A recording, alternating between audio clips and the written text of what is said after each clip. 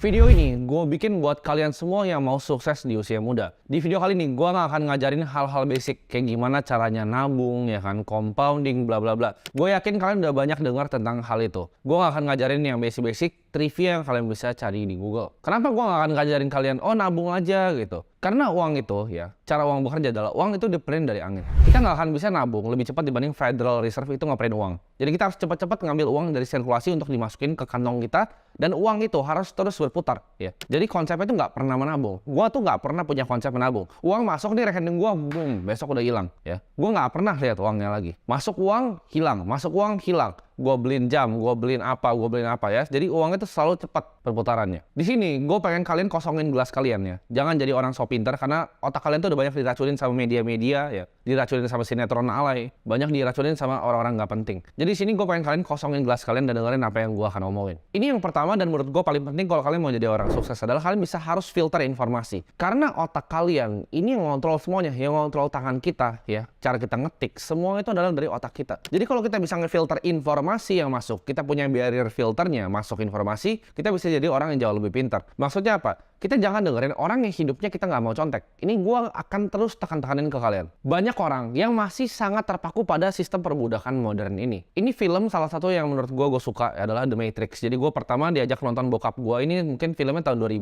Gue nggak nonton semua sequelnya sampai selesai, tapi gue suka banget dengan konsep dari filmnya. Dimana Morpheus itu pernah bilang, nggak semua orang tuh siap untuk dicabut kepalanya. Jadi kalau kalian nonton Matrix yang pertama, itu ada satu scene di sana, di mana ada orang yang akhirnya membelot ya dari timnya. Gue lupa namanya siapa, yang cowok, dia membelot dari timnya untuk dia nggak mau dicabut ya dari Matrix. Dia mau balik lagi dan dia mau lupain bahwa dia pernah dicabut. Akan ada orang yang belain sistem ini, yang didoktrin ke kalian mati-matian dengan semua kepercayaan dia. Jadi itu orang-orang yang belum siap dicabut dari Matrix kepalanya. Contohnya apa? Gue kemarin bikin video tentang inflasi dan ada salah satu orang yang mention gue di salah satu postingan Instagram. Gue lupa, gue cuma baca sekilas doang tentang ada jadi financial advisor. Dia kan ada semua gelar lengkap, ada QWP apalah, nggak penting itu. Dia bilang, oh ini nggak gitu, caranya nggak gini. Itulah kenapa adanya penaikan suku bunga. Hei, anak SD juga tahu gitu. Kalau suku bunga naik, apa yang terjadi sama inflasi? Itu hal yang gue udah tahu dari gue SMP gitu. Itu nothing special, semua orang tahu. Tapi kenapa lu berpikir kayak gitu? Karena lu masih cetek banget. Ini namanya Dunning-Kruger effect. Di saat lu masih bodoh, lu pikir lu udah pintar banget. Nanti lu akan masuk tuh ke value of despair-nya di bawah. Jadi buat kalian yang mikir, oh ini nggak kayak gini cara kerjanya, coba kalian pelajarin dulu secara dalam. Lu udah pernah ngobrol belum sama orang-orang Bank Indonesia? Lu tahu nggak orang-orang di dalam Bank Indonesia tuh belinya apa? Kalau lu belum pernah tahu, nggak punya koneksi di dalam, otak tuh masih dangkal banget gitu. Jangan jadi orang yang so pintar. Dan kalian harus filter informasi kalian terhadap orang-orang seperti itu. Karena bakal banyak orang-orang yang akan belain sistemnya ini. Oh nggak apa-apa kok kita jadi pekerjaan, nggak apa-apa gini. Lu mau contek hidupnya dia, iya atau enggak? Kalau enggak, nggak usah dengerin. Sesimpel itu barrier filter informasinya. Karena sangat penting untuk kita bisa memfilter informasi yang masuk ke dalam kepala kita. Nah, gimana caranya filternya? Kalian misalnya ketemu sebuah konten tuh, oh ini salah nih, Timothy ngomong tentang inflasi. Kalian coba lihat orangnya. Kalian lihat orangnya, oh dia financial advisor. Kalian cari produknya. Oh dia kira-kira ngecas ya 1 juta, 2 juta per jam untuk servisnya, untuk advisory. Kalian pikir nggak sih, itu orang yang harga 1 jamnya cuma 1 juta gitu. 1 juta itu uang gue dapat, gue kencing sana, balik lagi dapat 1 juta gitu. Itu ya uang yang dia cas jam untuk kalian. Sehari mungkin dia ada 1-2 klien, ya kan. Sebulan dia mungkin 30-40 juta. Oh gue hebat, financial advisor gitu. Enggak, lu masih miskin banget gitu. Lu masih nggak tahu apa-apa tentang dunia. Pikiran lu masih sangat amat cetek dan waktu lu masih murah. Jadi kita tuh semua tahu ya, kita semua tahu tentang inflasi yang diajarin di buku. Gue tahu, gue bahkan lebih tahu dari lu gitu. Inflasi yang diajarin di buku, ya kan. Gimana cara kerjanya makroekonomi, economic machine works-nya itu seperti apa. Semua orang tahu. Yang beda itu apa? Kita tahu uang harus ditabung, ya kan, 50%, 30%, 20% rule. Semua orang tahu. Cuman bedanya gue sama financial advisor yang lain tuh apa? Adalah attitude gue terhadap hidup. Kita tahu uang tuh bisa diinvestasiin di saham, bisa di obligasi, bisa di reksadana, bisa di mana, aset kelas. Semua orang tahu. Cuman bedanya apa? Pilihan hidup gue. Itu financial advisor yang kalian dengerin, itu terbang ke Bali aja naik pesawat ekonomi. Dia nggak punya KrisFlyer 500.000 miles gitu. Dia kemana-mana cuma naik pesawat ekonomi, cari hotel, ya sayang sama keluarganya gitu, bintang 4. Itu bukan, kita punya konsep yang sama tentang uang, tapi kita tuh punya konsep yang berbeda tentang hidup. Gue nggak mau hidupnya seperti itu. Terserah, kalau kalian mau dengerin orang kayak gitu, mau jadi orang kayak gitu, terserah. Cuman itu barrier pertama, filter informasi kalian. Masa mau ngajarin financial freedom masih cicil mobil? Masa Innova aja dicicil? Katanya ngajarin financial freedom. Nah, ini tadi sampai ketawa nih videografer gue. Nggak panas itu pantatnya? Menjadi cicil. Panas. Ngapain lu ngajarin orang-orang financial freedom? Oh, kita compounding ya, 8% setahun. Lu aja belum kaya gitu. Belum punya duit gitu. Ya jadi nggak usah ngajarin orang. Jalan-jalan ke Bali ya ya kan, cari hotel atau nggak cari villa ya 2-3 juta semalam gitu kan, happy, ada kolam kecil. Villa yang gue sewa tuh 30 juta semalam. Cari tempat yang dekat sama Sisi. Malam datang Sisi ada welcome-nya gitu. Kita semua punya konsep sama tentang uang, tapi hidup kita berbeda. Jadi mau dengerin yang mana? Hati-hati ya, jadi di film Matrix tuh banyak ada agennya ya kan. Jadi pertama kali si Neo itu dimasukin ke programnya ada cewek yang pakai baju merah. Itu tes pertama dia. Dia ngeliat cewek itu terus jadi agen ditembak gitu. Nah, cewek dengan baju merah ini itu ada banyak format. Jadi jangan lihat cewek yang berbaju merah ini. Jangan terdistract sama tujuan kalian. Jadi kalau ada cewek berbaju merah tuh kayak gitu mau sok-sok pintar gitu, nah itu agen dari Matrix. Ya, itu ditembak kalian. Kalau kalian dengerin dia, oh ya udahlah, gua hidupnya ya gua reksadana indeks lagi lah. Gua 8% lagi, gua stable lagi gitu. Kalau kalian mau keluar, mau punya hidup yang kalian mimpin, itu bukan caranya. Di sini salah satu trait untuk bisa sukses adalah kalian komit ke sesuatu yang kalian udah janji kalian mau lakuin. Janganlah jadi kutu loncat gitu. Gue banyak banget punya temen yang mau sukses. Dia coba jadi agen asuransi. Baru coba 3 bulan dia kayaknya bukan buat gua. Dia coba jadi agen properti. Kayaknya bukan buat gua. Coba jadi videographer. Kayaknya bukan buat gua. Hidup lu mau jadi apa? Baru coba satu, lompat ke yang lain. Yang ini dia susah dikit, lompat lagi. Setiap ada hal susah di hidup lu, bikin bisnis, suppliernya begini, bikin bisnis, ini, aduh akuntan gua pusing. Setiap kalian ada masalah, kalian kabur dari masalahnya, ya. Terus kalian nyalain dunia, nggak bisa begini, terang aja dia privilege, makanya bisa jalan. Oh dia bapaknya ini ada orang dalam. Kenapa lu pusingin bapaknya ada orang dalam? Kenapa nggak lu cari koneksi aja biar lu bisa punya orang dalam masuk ke perusahaan itu? Gampang kan? Cari perusahaan. Ya, lu mau masuk perusahaan mana? Cari perusahaan, cari di LinkedIn. Siapa yang kira jadi atasan kalian? Ajak ngobrol. DM di Instagram. Oh, gue punya value ini, gue bisa bantu lu. Ketemu di luar, ya kan? Kasih 1 whisky, 2 whisky. Selesai kan? Masuk. Orang dalamnya punya sendiri. Ngapain minta bapaknya dia? Jadi jangan jadi quitter. Jangan baru coba sekali 2 kali kalian keluar kayak kutu loncat. Kalau udah decide ngelakuin sesuatu, misalnya, oke, gue mau bikin ini. Fokus, komit. Ya, komit dan punya disiplin sama diri kalian sendiri. Jangan jadi banci, kalau susah dikit itu langsung menyerah. Semua mau kerja, mau bikin bisnis itu nggak ada yang gampang. Ya. Pilih satu industri, fokus di satu industri, 5-10 tahun, percaya gue, fokus 5-10 tahun, makan tai aja dulu. 5 tahun pertama makan tai, mungkin tahun ke-6 udah hasil sedikit, 10 tahun abis dengar video ini, lu fokus ke satu yang lu udah janji dan komit sama diri lu sendiri. Gue yakin hidup lu pasti berubah dalam 10 tahun. Masalahnya orang itu, mereka bilang multiple stream of income. Apa multiple stream of income? Bikin satu dulu dalam, sumurnya dalam satu, ya mau jadi konglo boleh ke samping gitu. Perhatiin, semua konglo di Indonesia itu berasal dari satu bisnis. Semua konglo yang kalian lihat, mau Sampurna itu dari rokok pertamanya. Jadi lubang dalamnya itu dari rokok. Baru dia bikin Sampurna strategik di atas, baru pisah ya. Astra tuh dalamnya di mobil, baru dia bikin pisah. Sinarmas tuh di CPO, di mining, ya dalam dulu, pulp and paper, gitu. Baru pindah properti, bikin BSD. Lu aja baru satunya baru segini gitu. Udah mau bikin multiple stream, mau tambahin income sini. Miskin lu, nggak bisa jadi kaya. Fokus, komit, dan disiplin. 10 tahun di satu industri. Ini advice yang gue bakal kasih itu bakal nantang conventional wisdom ya. Ini bakal bikin orang banyak yang kesel. Tapi gue akan saranin kalian, kalau kalian masih muda, jadi super duper ambisius di karir yang kalian mau kejar. Hidup itu singkat dan time is ticking. Kalian harus serang terus karir kalian ya. Kalian mau jadi yang terbaik di satu bidang, mau jadi tukang nasi goreng, percaya. Lu mau jadi tukang nasi goreng, tapi lu yang terbaik satu Indonesia, lu akan jadi kaya. Lu mau jadi videographer, ya videographer, tapi lu terbaik satu Indonesia, lu akan jadi kaya. Pokoknya semua lu mau nyapu kayak ya, lu mau nyapu nih, tapi lu yang terbaik nyapu di satu Indonesia, lu akan jadi kaya juga, percaya. Kalian harus super duper ambisius. Jadi jangan anggap kerja itu kayak part time job gitu. Di sini gue bukan bilang ya, karena ada yang gue suka bilang kalian untuk bikin bisnis sendiri, kalian masih kerja. Gue bukan jelek-jelekin orang yang kerja. Maksud gue gini, misalnya kalian bekerja, gini, kalian kerja dari jam 9 sampai jam 5 misalnya. Kerja masuk jam 9, pulang jam 5. Terus aduh pulang Netflix santai-santai. Gue nggak ada waktu untuk bikin bisnis. Gue nggak pernah suruh kalian untuk keluar. Kalian kerja aja jam 9 sampai jam 5 ya. Itu pun gue nggak yakin kalian kerja full. Ya selip-selipin 30 menit sejam dalam kerja ya. Terus pas pulang kerja, sampai rumah, duduk depan komputer. Lakuin yang kalian mimpin, lakuin yang kalian pengen. Pasti ada waktu. Lu tuh cuman alasan aja gitu.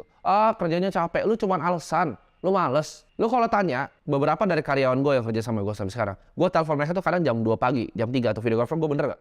Jam 2 pagi bisa. Gue lagi di Bali, lagi di Atlas, gue bisa telepon mereka. Itu hyper ambisius gitu. Ada yang tanya bahkan, lu kok lagi di sana, lagi party kok bisa balasin grup? Itu dia. Karena kerjaan tuh utama buat gue. Dan gue sangat ambisius akan apa yang gue kerjain. Karena gue yakin yang gue mau kerjain itu akan mengubah dunia. Jadi gue punya visinya seperti itu. Kerja buat gue itu dari pagi, malam, pagi lagi. Lu kalau follow gue di Instagram, lu tahu gue jam 4 pagi kadang masih kerja. Jadi hyper ambisius sama karir lu. Jadi hyper ambisius tadi gue bagi menjadi dua. Satu itu kerja kapanpun ya. Jadi kalian harus punya work ethic yang gila. Gue ketemu sama salah satu, gue nggak usah sebut ya, ini satu keluarga Konglo, top 10 di Indonesia. Dia punya gerai yang warna merah ya, yang kalian suka lihat. Gue ngobrol sama dia. Dia generasi ketiga. Gue tanya, bro, apa sih rahasianya keluarga lu bisa bangun kayak gini? Values-nya tuh apa aja? Gue pengen tahu. Lu mau tahu yang dia bilang ke gue apa? Satu itu work ethic. Dia sampai sekarang, dia generasi ketiganya. Ini dari gerai retail yang warna merah. Kalian tahu itu semua jalanan ada. Dia kerja itu sampai sekarang, itu pulang jam 6 sore. Masuk jam 7 pagi, pulang jam 6 sore. Work ethicnya gila. Sampai sekarang. Jadi itu maksudnya hyper ambisius sama karir kalian. Yang Konglo aja begitu, generasi Konglo aja begitu, masa kalian malas-malesan? Kalian bayangin ya, gimana lu mau jadi kaya? Kalau yang super kaya aja masih kerjanya kayak gitu. Kerjanya kayak orang gila. Dan yang kedua dari hyper ambisius adalah speed atau kecepatan. Ini konsep yang gue dapetin kurang lebih mungkin 2-3 tahun lalu. Waktu itu gue nemu email bocor dari Mark Zuckerberg yang bikin Facebook. Jadi dia bilang ya, ini gue akan tunjukin email di sini. Gue lupa exactly yang dia bilang, tapi intinya gini.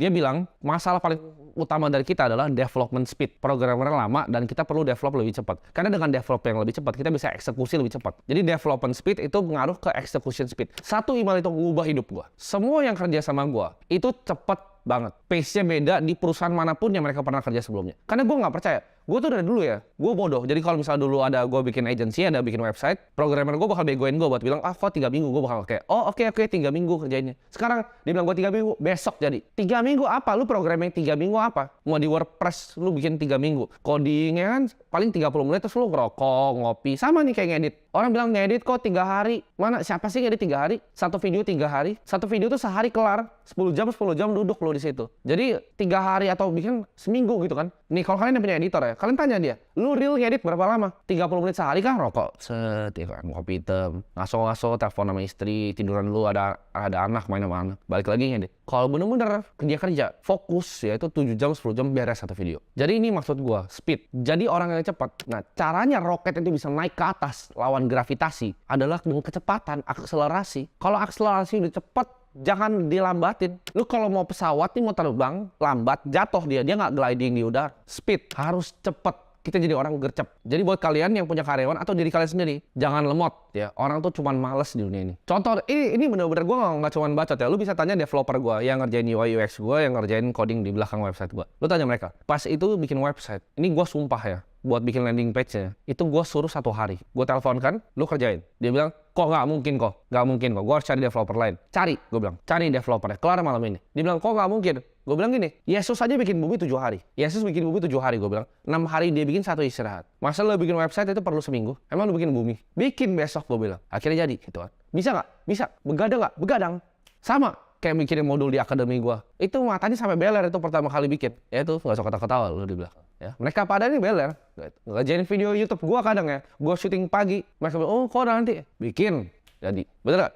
Nah, betul. Jawabannya tegas lah, karena gitu. Dan terbiasa, cepat ya. Jadi jangan lambat. Di hidup ini tuh kita harus serang hidup dengan cepat. Speed ini, sebenarnya ini gue pengen masukin di kerjaan sama di uang juga. Sama, kayak di uang itu butuh speed, cepet ya. Jadi uang masuk, boom, hilang. Uang masuk, boom, hilang. Jangan uang masuk nengger gitu. Makanya gue nggak pernah ngajarin nabung deposito. Gue kasih tahu ya, Bank Indonesia pengen uang lebih banyak, lebih cepat dibanding deposito lo ngasih lu bunga. Jadi kalau nabung udah pasti miskin, ya. Udah pasti miskin. Uang tuh cepat masuk keluar. Lu kalau lihat pengusaha, uang masuk jebret, putar. Masuk jebret, ya. Bikin klub, bikin ini, masukin saham di Holywing, kayak gitu caranya. Itu cara pengusaha beneran kerja. Lu lihatlah orang-orang yang kaya kayak Hotman, duit masuk jebret, Ruko, Kelapa Gading. Duit masuk Holywing Group, ya. Semua orang-orang yang super kaya dan Konglo itu semua begitu cara mainnya. Cepat mereka. Nah, ini gue bakal bikin video ini bakal banyak dibenci nih. Gue bakal kasih tahu lagi nih trik-triknya untuk jadi kaya. Adalah fuck your passion. Artinya apa? Lu nggak makan dari passion lu. Nggak usah lah jadi orang idealis ya. Nggak perlu. Di dunia ini tuh nggak perlu orang idealis. Fokus cari duit dulu. Kalau lu mau pusing-pusingin passion, itu adalah resep tercepat untuk lu jadi miskin. Ini gue kasih tahu ya. Gue kasih contoh tentang passion. Ini ada Zhong Shanshan kalau gue nggak salah namanya. Itu billionaire nomor 1 di Cina. Lu tahu dia jualannya apa? Botol air. Lu kira dia passion sama botol air? Dia like botol air terus dia sange gitu. Lu kira dia bawa tidur tuh botol air, sayang sama botol air? Enggak. Lu kira orang yang punya peternakan babi di Cina yang paling besar itu, kalau gua nggak salah dia top 10 juga. Dia sayang gitu sama babi yang dia bacok. Dia bawa tidur babinya. Dia liat babi, dia sange. Enggak. Dia nggak peduli. Nobody gives a fuck about botol air sama babi. Yang dia peduli apa?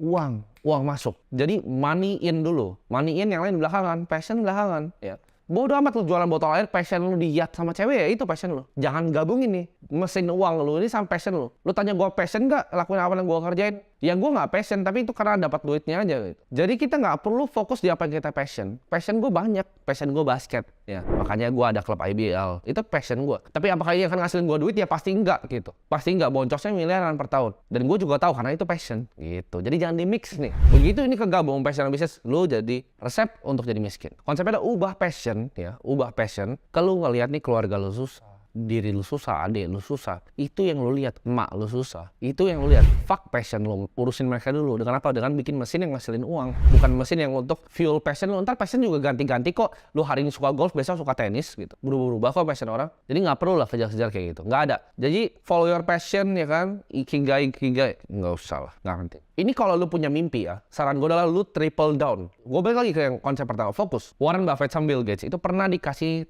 kertas sama bapaknya. Gue lupa bapaknya Warren atau bapaknya Bill, lu cari, terserah itu. Antara dua itulah, tapi konsepnya sama. Dia kasih kertasnya, terus dia bilang, coba lu berdua tulis satu kata yang bikin lu sukses. Warren Buffett sama Bill Gates berdua. Lu tau tulisannya apa? Fokus. Mereka nggak kong kali kong, nggak ngobrol. Mereka sama tulis fokus. Warren Buffett itu build Berkshire Hathaway itu berpuluh-puluh tahun. Bill Gates bangun Microsoft itu berpuluh-puluh tahun dan nggak pernah pindah perusahaan. Satu industri selama puluhan tahun sama dengan sukses. Jadi jangan pindah. Jangan lu baru coba mau jadi videographer, lu pindah industri. Jangan lu coba baru jadi agen properti, lu pindah industri. Lu pertama nih dari agen properti, lu jualannya jago. Oh, oke. Ini gue ajarin nih gimana cara naik ya agen properti. Jualan tambah jago, tambah banyak. Oke, gue udah mulai ngasil ratusan juta nih per bulan. Oh, gue mulai tahu nih tipe-tipe rumah yang paling gampang gue jual tuh yang gimana. Oh, yang segini kali segini. Oh, yang bahannya tuh ini. Oh, orang ambil tipenya paling banyak. Lama-lama jadi developer sendiri. Lu kumpulin uangnya ya kan, lu beli tanah ya, mulai jualan brosur, lu bangun sendiri. Lu udah jadi developer properti. Ntar naik lagi, lu punya perusahaan konstruksinya, lu punya toko bangunan atau apa. Tapi intinya satu industri selama berpuluh-puluh tahun, gak usah pindah. Jangan tunggu timing ya kan, jangan tunggu timing. Oh, ini gue belum timing yang pas untuk mulai ini. Ini belum timing yang pas. Hajar aja dulu, fokus ya. Hajar dulu, beraniin diri dulu, habis itu fokus, komitmen. Jangan lu bilang, oh kok dia bisa trading miliaran gitu, kok gue baru trading rugi. Lu baru trading 3 hari, 3 hari. Kripto buka 24 jam, ada 365 hari, lu baru 3. Terus dia bilang, oh ini kayaknya ini scam nih, atau kayaknya bukan buat gua. Tuh lu yang goblok gitu ya. Lu baru coba 3 hari udah bilang ini gagal. Jadi jangan jadi orang kayak gitu. Kalau mau sukses di hidup itu nggak gampang. Antara lu mati atau terbang. Maksudnya apa? Bikin usaha atau kalian mau keluar dari matrix. Itu ibarat lu lompatnya dari tebing ini baru bikin pesawat pas OTW turun. Antara lu mati sekalian atau terbang. Jadi nggak ada dua-dua, nggak ada di tengah gitu. Antara lu mati nabrak semua pesawatnya nggak jadi, atau lu terbang pesawatnya jalan. Dan kalau lu kombinasiin semua faktor yang gue kasih tahu di video kali ini, lu pasti akan terbang. Ini saran yang mungkin gue diomelin ya sama semua orang tua di Indonesia. Tapi jangan takut untuk ngehindarin yang namanya universitas atau kampus. Ini konteksnya kalian harus dengar baik-baik ya. Maksud gue gini, kalau kalian tahu apa yang kalian mau lakukan secara spesifik yang membutuhkan kampus, kalian datang ke kampus. Contohnya, kalian mau jadi dokter. Kalian punya cita-cita mau jadi lawyer, mau punya law firm besar kayak Hotman Paris. Itu kalian harus masuk kuliah ya. Kalian bisa kuliah 4 tahun, tapi kalian tahu ya kan, next-nya apa yang kalian mau lakukan. Tapi buat kalian nih yang nggak tahu nih, aduh pas masuk kuliah, anjrit gue kuliah apa ini? Jangan masuk kuliah. Lu kan buang 4 tahun waktu hidup lu. Lu akan ambil degree yang lu nggak butuh, yang lu nggak pengen, yang lu nggak mau untuk nggak jadi apa-apa. Tapi kalau udah punya spesifik nih, misalnya, oke, gue mau jadi analis di capital market. Oke, gue mau masuk ke kuliah di Prasmul gitu, mau ambil finance, itu boleh. Oke, gue mau hukum, mau ambil di UI. Oke, gue mau jadi dokter, mau ambil di Airlangga, itu terserah. It's okay gitu. Tapi kalau lu nggak tahu nih, terus lu cuma ngambil kayak business creation, ya, management, udahlah, nggak perlu ya, nggak perlu. Lu bisa skip itu 4 tahun, lu cari ilmunya di YouTube, di Google, di ChatGPT. Lebih tinggi ilmu lu. Jangan takut akan gagal kalau kalian nggak masuk kampus. Karena masuk kampus tuh nggak ada garansi lu bakal bisa sukses. Nggak ada garansi lu dapet kerjaan kok. Di kampus nggak ada, oke kalian masuk sini pasti dapet kerjaan. Nggak ada. Kalian harus terima bahwa di hidup tuh kalian pasti gagal. Gua gagal berkali-kali bisnis gua. Kalian pasti gagal. Dan kalian harus terima. Gagal pertama kali, kedua, ketiga. Kalau gua orangnya, gua akan gagal 1001 kali. Itu pun gue gak akan nyerah. Jadi jangan jadi pecundang, jadi banci kayak gue bilang tadi di awal. Baru coba ini nyerah, baru coba ini nyerah. Gue itu gak pernah nyerah. Gue bener-bener gak pernah nyerah. Apapun yang gue lakukan, gue taruh hati gue 300%, gue triple down, fokus cuman kerjain hal itu. Kalau kalian lakukan hal yang sama, kalian akan dapat result yang sama. Terima bahwa gagal itu adalah hal yang wajar dan improve ya. Improve 1% setiap hari. Bilang ke diri lu, setiap hari gue akan at least 1% better. 1% lebih baik. Itu yang selalu gue ngomong tiap pagi. Gue akan 1% lebih baik ya. Gue selalu anggap gue adalah orang paling goblok di dunia, orang bodoh ya. ya. Jadi gue mau belajar terus. Dari semua orang, setiap orang gue bisa belajar. 1% setiap hari. Setahun itu 365%. Udah tinggi banget, compounding terus. Karena yang compounding bukan cuma uang, tapi ilmu yang ada di otak. Informasi yang ada di otak itu compounding juga. Mental gue tuh selalu win or learn. Antara gue menang atau gue belajar. Nggak ada kegagalan, adanya belajar. Orang banyak bilang kan, fokus improving kelemahan kalian. Nggak. Gue akan kasih tau kalau nggak. Jangan stres untuk improve kelemahan kalian. Tapi cari apa yang kalian jago dan kalian harness itu. Kalian cari apa yang kalian paling jago dan kalian harness. Contohnya, Stephen Curry itu nggak jago ngedang. Dia nggak akan latihan ngedang-ngedang terus kan.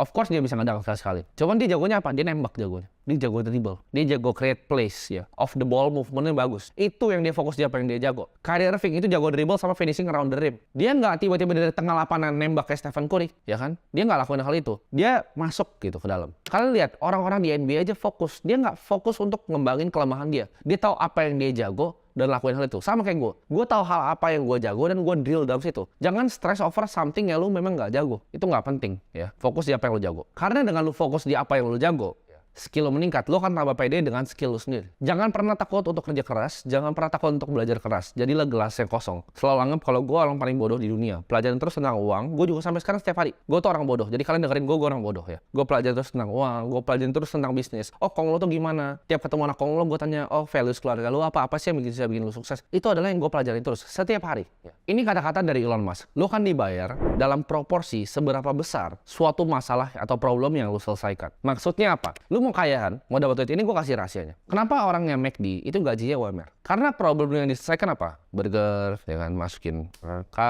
Kenapa Grab itu nggak bisa kaya driver? Karena problem yang diselesaikan adalah antar. Problemnya adalah problem kecil. Sedangkan yang bikin Grab, problemnya yang diselesaikan apa? Jauh lebih besar kan skopnya dibanding drivernya. Problem yang foundernya McD bikin untuk bikin McD kayak gitu, itu lebih besar kan dibanding yang McD yang burger gitu. Karena kalau kalian cuma ganti-ganti burger gitu, kalian bisa digantikan kapan aja. Problemnya kecil. Dan itu banyak orang yang mau kerja di tempat kalian. Jadi justru sangat kompetitif. Di bawah situ sangat kompetitif. Makin besar masalah yang lu selesaikan, akan lebih besar uang lu. Makin kecil masalah yang selesaikan, makin kecil juga uangnya. Contoh, kalau lu kayak Elon Musk, mau coba untuk bawa orang ke Mars, bikin satelit di atas, bikin mobil listrik, baterai lu bikin revolusi baterai gitu. Ya of course lu akan jadi kaya. Kalau lu bisa nanti kelarin kanker, lu juga pasti akan jadi super kaya. Tapi kalau lu cuman burger, itu gak akan pernah bisa jadi kaya. Lu cuman akunting, journal entry, itu gak akan pernah bisa jadi kaya. Lu jadi jaga gudang gitu, itu gak akan pernah bisa jadi kaya. Karena problemnya kecil dibanding orang lain. Lu harus punya skill set yang gak banyak orang punya dan gak jadi gampang untuk digantiin.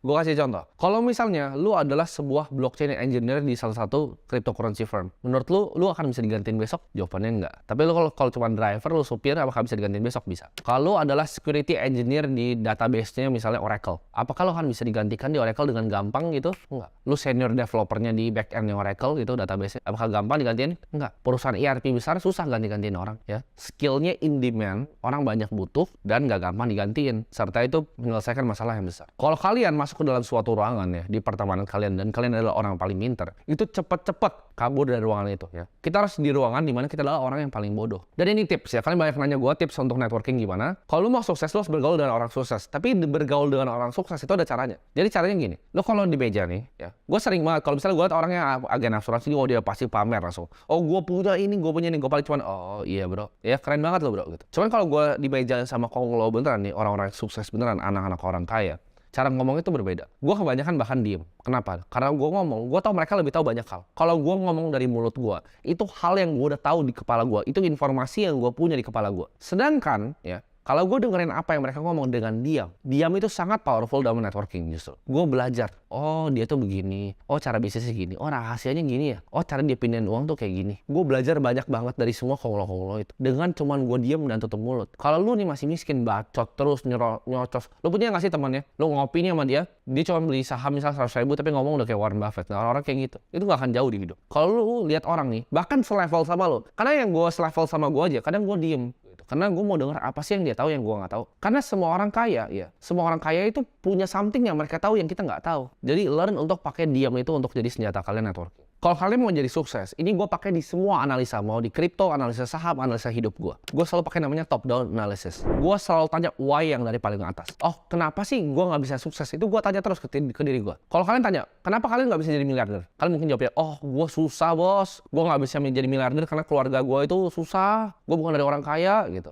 Itu kan belief yang kalian punya. Itu kepercayaan diri kalian yang kalian punya. Oke, lu nggak percaya kepada diri lu bahwa lu bisa ngasihin 1 miliar. Tanya, kenapa lu bisa nggak percaya sama diri lu? Kenapa lu nggak punya belief sama diri lu sendiri? Kalau lu bisa dapetin 1 miliar gitu. Karena gue bilang ya, kenapa kalian bahkan nggak percaya? Misal gue bilang, lu pasti bisa dapat 1 miliar. Lu akan mikir, 1 miliar mungkin nggak ya? Kayaknya susah ya 1 miliar. Gue bisa nggak ya? Itu kalian limit kepercayaan kalian sendiri. Kalian harus bilang, gue bisa untuk dapetin 1 miliar. Kenapa kalian akan mikir, oh kayaknya susah? Karena tadi yang awal bilang, tiap kalian kerjain sesuatu, kalian tuh banci dan pecundang. Baru susah dikit, kalian keluar. Jadi kalian nggak punya belief. Coba kalau kalian stick terus nih. Oke, 3 tahun kalian lihat hasilnya. Oh ya, prosesnya gini ya, uang gue makin banyak. Itu kalian akan lebih pede. Oh, kalau nextnya segini, bakal bisa. Misalnya, lu target 100 juta pertama. Dalam 6 bulan atau setahun lu dapat. Oh, oke, 100 juta bisa nih, ya kan? Tadinya gue nggak punya, gue jadi punya. Sekarang targetnya lagi 1 miliar. Wah, jauh nih. Tapi gue yakin nih, karena gue udah pernah dapat 100 juta, 1 bulan bisa. Bedanya sama kalian yang baru target 100 juta nih. Terus di 80 juta, oh berhenti. Aduh, kayaknya susah. Kalian nggak akan pernah nyampe ke 1 miliar. Karena kalian nggak punya kepedean itu. Karena pede itu dibuild dari